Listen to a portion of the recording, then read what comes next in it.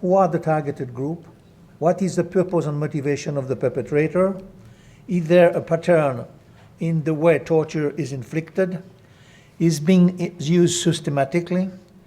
Is it an organized practice? Is it torture tolerated within the security system itself? And what is the involvement at the central governmental level?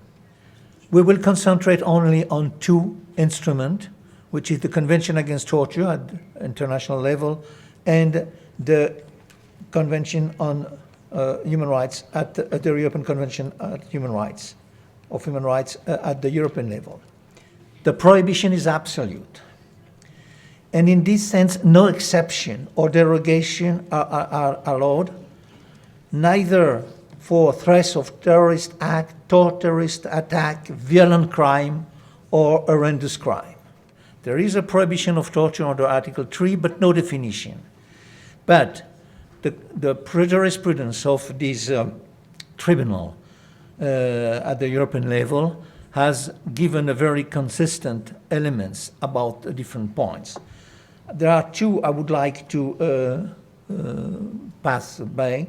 Is one, the obligation to investigate whether torture or inhuman or degrading treatment or punishment has been committed, and the obligation to prevent such a treatment from being inflicted both by state agent and by private party. As you can see, the first column is in fact about cases which has been recognized as cases of potentially torture commission. Non-prosecution, well, the order, I think, are very clear. What we have tried to work on, and we have done a diagram to clarify that, is from the cases happening in a country, what is the case in Turkey, we have no elements. It's an unknown number for obvious reason. It's a hidden crime, and the victims themselves are reluctant. We have several testimonies, particularly in case of rape, where they decide not to speak in order to avoid the repetition on this crime against them, and also for the family reason. A significant disparity between the high number of allegations reported by non-governmental organizations and the data provided by the state party in its periodic report, suggesting that no allegation of torture have been investigated during the reporting, not all allegations of torture have been investigated during the reporting period. So we can estimate that an average of 1,421 cases open annually as potential torture cases represent about half of the number of complaints for torture presented on behalf of the victim. So we have only 12%. If we compare to the estimation we have done on complaint, I think it's quite low. For the first category, we found 28,768 cases of torture and ill treatment for violence. But for the second one I've mentioned, the public official who has been threatened or who has been a victim of violence performing their duty, we have 1,732,767 cases of persons who have denounced such violence against them. The report from the UN Committee Against Torture. Third, the Council of Europe, the memorandum of the Commissioner for Human Rights. Four, the Special UN Rapporteur on Torture, and the report of the Office of the High Commissioner for Human Rights. For sure, here we have many quotations, and I will not take all of them, it's impossible. And secondly, I think it will be quite heavy. For the report corresponding to the visit in August 2016 and April 2018, no authorization to publish was given by the Turkish government. The fact today not to publish reports is per se an evidence that this report contains elements that the government doesn't want to be public. The report of the Office of the High Commissioner for Human Rights. There were two reports published by the Office of the High Commissioner. The High Commissioner documented the use of different forms of torture and ill treatment in custody, including severe beating, threats of sexual assault, actual sexual assault, electric shock, and waterboarding. On the basis of numerous interviews and reports, the High Commissioner documented the emergence of a pattern of detaining women just before, during, or immediately after giving birth. In almost all cases, the women were arrested as associated of their husband, who were the government's primary suspect for connection to terrorist organization, without separate evidence supporting charges against them. The first decisive element is the jurisprudence of the European Court on Human Rights. Turkey has been condemned 441 cases for violation of Article 3. The number of reports from the international bodies and mechanisms to which Turkey is party, I think, clearly show that torture applies on a large scale. The third element is that the perpetrator of torture has not been punished.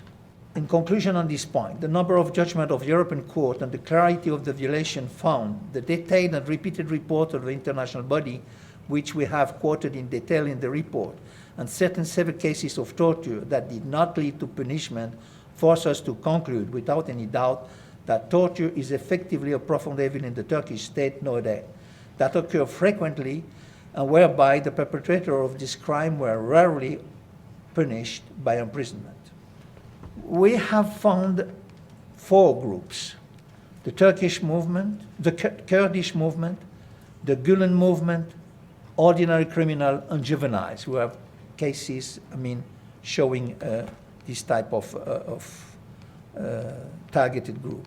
Second, person presumed member of the PKK or extreme left-wing organization and the Gulen movement who are not arrested but abducted in Turkey or abroad and transferred to Turkey. Obtaining confession, the suspect must sign a statement in which he incriminates himself.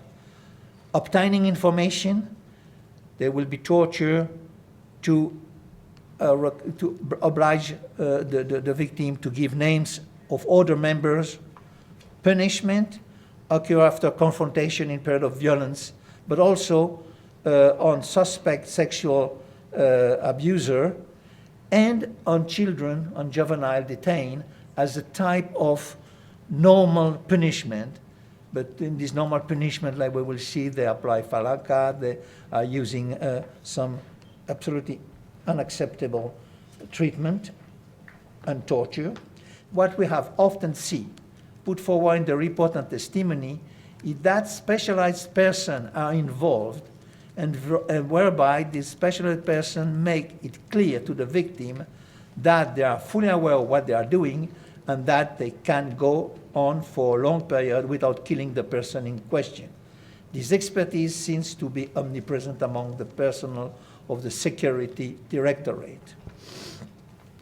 Those testimonies about torture allow us to conclude that there is a systematic and organized use of torture. How frequent is the use of torture toward persons kept in police custody? So can it be regarded as systematic? Torture is tolerated in the security system. That's the only logical conclusion we can make. And what the involvement, which is the central point, of the governmental level. Here we have to make a distinction. On human rights issues, specifically on torture, the state authority may be held responsible for acting against the law and the international obligation, for committing an act of torture, giving order to perpetrate this type of violation, or actively covering it up. Some public declaration, like the one of the then Minister of Economy, Nihat Jebejski, in July 2017, about the plotters of the failed military coup attempt said, quote, "We will put them into such a holes for punishment that they won't be able to see the Son of God as long as they breathe. They will not see the light of the day. They will not hear a human voice. They will beg for death, saying, 'Just kill us.'" And another declaration on October 2017 by Metineh, AKP member of the parliament and head of the prison commission in the Turkish parliament, stating, "We will not investigate the torture allegation against FETO member."